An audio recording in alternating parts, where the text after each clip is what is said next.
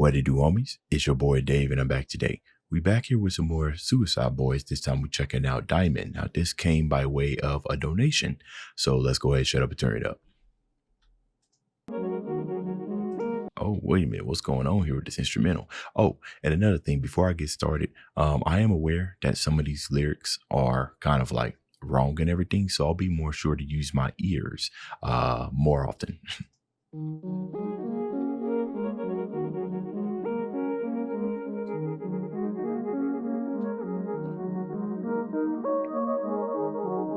I like this melody.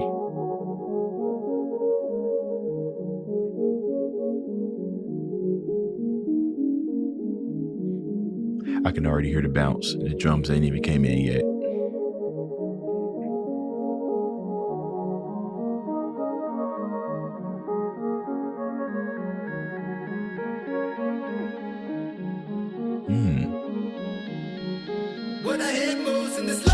Okay, wait a minute. Wow. Okay, now look, I think I have something somewhere around 30 songs done by Suicide Boys, right? Nowhere near their entire discography, but I'm just gonna go out on a limb and say that definitely was this definitely one of their longest intros, right? And I like to question everything, right? Why was their intro so long? Of course, let the beat build and everything, but for the most part, the first 8 or 16 bars, right, the beat starts, but they let this build. If we're paying attention to kind of like the instrumental, it definitely has kind of like that lo-fi effect, right? Kind of like that warble and everything, whole lot of reverb, sound like there's some delay added to it. You kind of hear this sound a lot when you're talking about either like water being reflected. But in this case, he's talking about diamonds, right? They try to replicate kind of like the sparkle, if you will, like the reflective value. It's almost the music almost kind of reminds me of like a lo-fi version of those old commercials that you used to watch, or maybe that you used to watch. You wake up late in the middle of the night and there's like some type of jewelry being sold on TV on QVC or something like that. And they're doing like a slow pan on all the jewelry that you can buy, right? But it's lo-fi, right? And it's all grainy and everything. I like that intro. It definitely kind of gives you more of a reflective type of feeling as well. Okay. What I hate most in this life is a long night. Wait. He already barring out. What I hate most this life is the long night. You guys ever notice that when people, obviously when people say long night, 24 hours is 24 hours. But when you're not doing anything, when you're bored out of your mind and you think that time is passing by slowly, is because you're paying more attention to the time. So that's what he means by that. What he hates more in life is the long night. Life is a long night. 4 walls, no calls, no light, but the moonlight, right? Now, obviously, I could say that he's sitting here and he's talking about a room, right? But I like to think that maybe it's it's his mind, right? 4 walls, some people can say that they feel trapped in their mind, kind of trapped in the walls within their mind. I think we use walls as a better demonstration, even though we don't have any walls per se in our mind besides our cranium and everything. But no light, but the moonlight, right? So no light is in, nothing's really much going up there, but what's naturally coming in or something like that, which is what he means by like moonlight. Okay. And then rest right here, kind of creeping through the blinds, like just hints of light, hints of natural light creeping through into his mental. I've learned early on not to take Suicide Boys lyrics so face value. This life is a long night.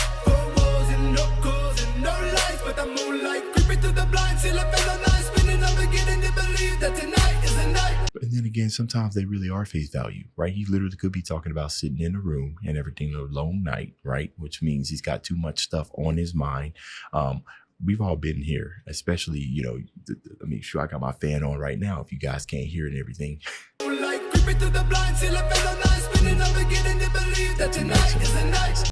Things weighing on his mind. See, and that gives way to his description about the long night. Things are weighing on his mind. I guess it all depends on what type of person you are, because some people, if they're thinking a lot, time goes by quickly. But I guess if you're thinking a lot and you're also checking on the time, it can give you that perception that time is moving slower. Dead by dawn, I'll shred my palm to the end of my arm. I'm spreading golden balm. Put me in the down where I belong. Existence is overrated anyway. 50 years later, they won't remember your name. 6 billion people living as a million, and I hated them. Yo, what is this flow? Existence is overrated. 50 years later, they won't remember you're dead. You know, this is true for like 95% of us. I just kind of pulled that statistic out of nowhere. But I'm just sitting there thinking that 50 years later, the only people that they'll be remembering is those who either made some type of impact or change onto the world. You know, and I say world, not necessarily country, but world. You know, like people like Michael Jackson, right? Or like Billie Holiday, right? Or Shaka Khan, I guess. So Celine Dion. There we go. Like those are the type of people who are remembered. But it's interesting the way he's saying this, right? It's almost kind of to give way, right? Give reason as to why existence is overrated. For those people who will be there. You know, it's kind of like a counter argument, if you will. Remember your dead. 6 billion people living as a million, and I hated them all. I should have been a million reptilian living in a swamp.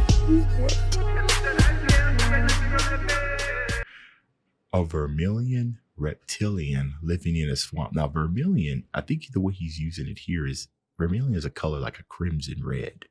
Reptilian living in a swamp. I mean, is there something specific about a reptilian living in a swamp that he relates to? Because out of all the things he could have chose, he chose this.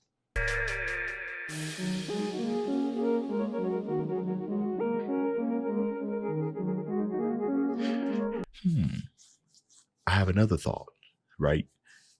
I don't think animals are capable of wasting energy unless it's inside their nature, like sloths. But even then, for the most part, they act with a purpose, right? So he said existence is overrated, like feeling like there's not really much of a purpose here. So maybe I should be focusing more on the fact that he decided to choose an animal, right? Instead of focusing entirely on that vermilion reptilian.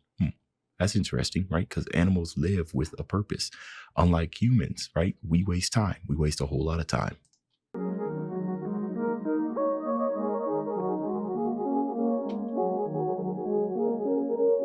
Lo-fi. This is definitely lo-fi. I don't think this is a sample. I think this is the original melody.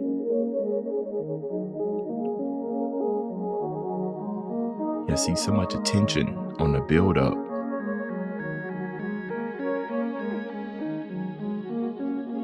Really pushing that. Into the vault with my wrist shackled up. Codeine and water that fill up my cup. Visuals glisten when I get fucked up. Rehab for quitters and I don't give up.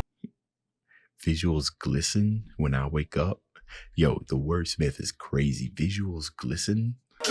Visuals glisten when I get fucked up. Rehab for quitters and I don't give up. Cocking the 9 if you wanna act tough. This all by design, I don't have any luck. When it comes to the dollars, don't make me get bugged. Got little tip showers when I go and bust. That's fire. Gotta go back here. Cocking the 9 if you wanna act tough. This is all by design. I don't have any luck, right? I'm kind of thinking of it a different way here, right? And especially when it comes to kind of like the American dream. You know what I mean? And this probably ain't got nothing to do with anything. But a lot of us, you know, for the most part, will work hard and achieve very little, right? It's kind of like just the way that things are. It's just the way that the world are. The world doesn't owe you anything, right? You can work as hard as you want and everything. And you could come up with absolutely nothing. And some people will say that that's pretty much all by design, right? It's all designed to give you the feeling that you could do anything and everything and make you work hard. You're generally working for somebody else and you're making their dreams come true, but nothing's happening for you, right? And that's all by design. And then only the lucky ones can get a equal recipient of their hard work reflected back on them. So that might not have anything to do with what he's saying, but that's just the thought that came in my head. By design, I don't have have any luck. When it comes to the dollars, don't make me get bucked. Got look them showers when I go and bust. Tell me the reason you wanna be us. I'll tell you good riddance and then get the fuck. Used to fuck bitches in back of the bus. Nothing has changed, bitch, I'm still busting nuts. Always complaining about bitches and love. When I don't feel nothing, no, not even lust. Strippers. Ooh. Always complaining about chicks in love. Always complaining about bitches and love. When I don't feel nothing, no, not even lust. Always complaining about them being in love when you don't feel nothing, not even lust.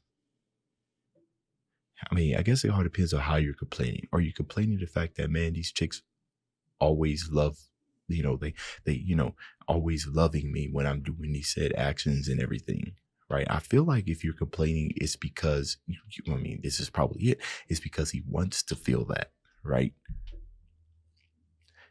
It's interesting because I would think that if somebody has something that you want, or somebody's falling in love, or you're hearing this a lot, people falling in love with you, I would think that you would be more talking towards and appreciative, like more complimentive, right? Like, oh man, I wish I could fall in love like you, instead of complaining about it. You know what I mean? But I don't know. Nuts. Always complaining about bitches and love. When I don't feel nothing, no, not even lust. Stripper 16. That's interesting. I don't even feel lust, right? Lust is probably one of the primarily drives between, you know, sexual interaction. Well, not just sexual interaction, but for the most part, sexual interaction. So essentially, he's just doing it just to do it. Demons and Satan we trust. Killing these motherfuckers is a must.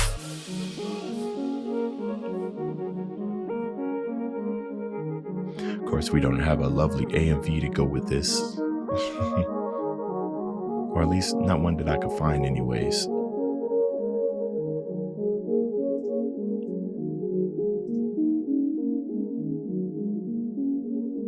Like to look at the comments sometimes. Yeah, relatable, euphoric, deep depressing this song is. That's interesting. You know, I see some of these comments down here that says they didn't realize how deep and depressing. I guess Suicide Boys just does a really good job at just kind of giving you that groove, that mood, right? Where you could just vibe out to it without even like really listening to the lyrics. Generally, whenever I'm listening to something, I try to listen to the lyrics, or at least comprehend as much as I can, lyrics or not. I'm pretty sure on the first listen, I would have known that this was depressing. You know what I mean? As a matter of fact, my first song reaction to them, I kind of got that vibe and everything. But very interesting. I love the nice slow build up. I don't know if it was a lo-fi effect that they were going for, or if we're talking about, you know, diamonds, with the die being DIE. It's almost like you're unaliving yourself. For the flashing lights of the world. These flashing lights are what's making you want to unalive. You know what I mean? I'm not really sure. But anyways, that's the end of this video. If you enjoyed the content, leave a like and subscribe. Dave's out.